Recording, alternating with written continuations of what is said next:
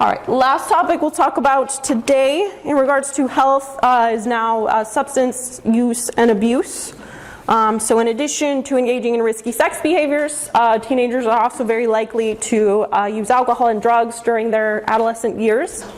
And again, a lot of that comes down to brain anatomy and the fact that they're more prone to engage in risky behaviors overall.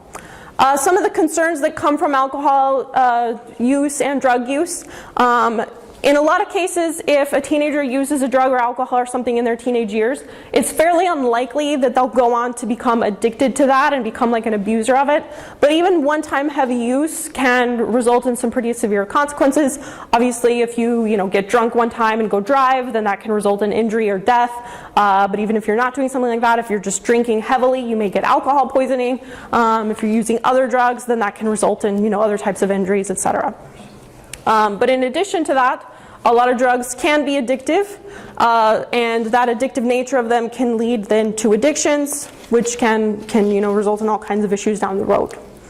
Here's some statistics again. So by the end of high school, about 6% of adolescents smoke regularly, cigarettes I mean. 17% report recent heavy drinking, 21% have used marijuana, and 21% have used some highly addictive toxic drug. So that last one would include things like amphetamines, ecstasy, heroin, your more hardcore variety of drugs. So overall, pretty high rate of drug use in adolescents by the end of high school. So it's fairly common. I thought I heard murmuring a minute ago. Did someone have a question or something? Okay.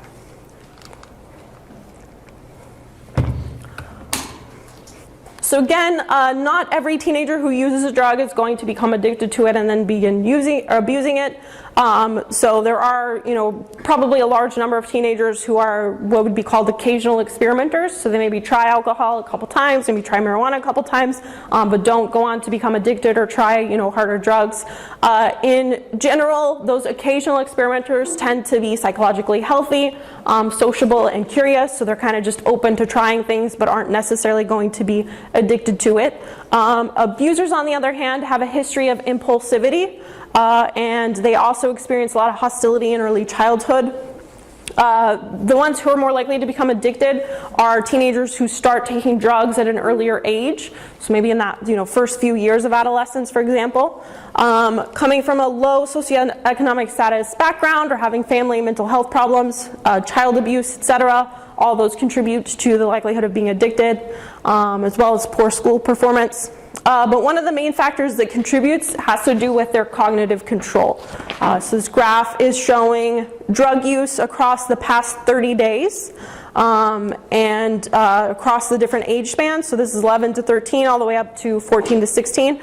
And those who have weak cognitive control are more likely to have used drugs in the past 30 days, particularly during the 13 to 16 age range, compared to those who have more strong cognitive control. And that cognitive control really comes from, again, development of prefrontal cortex, having the ability to make decisions, inhibit impulses, things like that. Sensation seeking is another factor that contributes to the likelihood that you will become addicted to a particular substance. So there's all kinds of programs that we have to try to prevent drug use or substance use, and then also to treat it. So how many of you had DARE whenever you were in school? Yeah, so it's like a drug program that they do throughout elementary school to basically teach you not to do drugs or whatever. Some of the good school and community programs basically promote effective parenting. So rather than targeting the kids themselves, it's more teaching parents how to talk to their kids about drugs, how to make sure that they're kind of monitoring their child's behavior, things like that.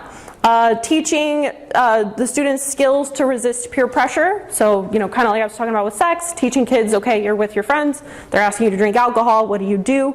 And also reducing the social acceptability of drugs. So trying to make it look like, drugs aren't cool, you shouldn't do them, things like that.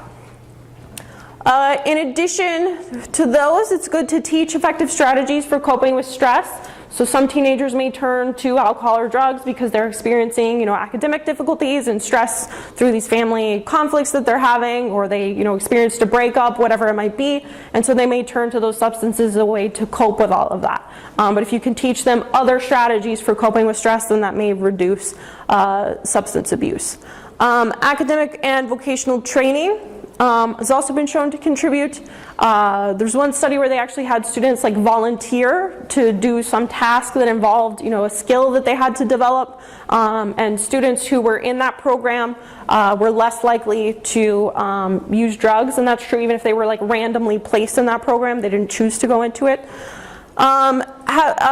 Treatment programs are also great if they are gradual. So if you have someone who already is addicted or abused and you're trying to get them into treatment, trying to get them to stop, it's been shown that gradual improvements to the addiction can sometimes be better and more effective than an abrupt just trying to get them to quit right away.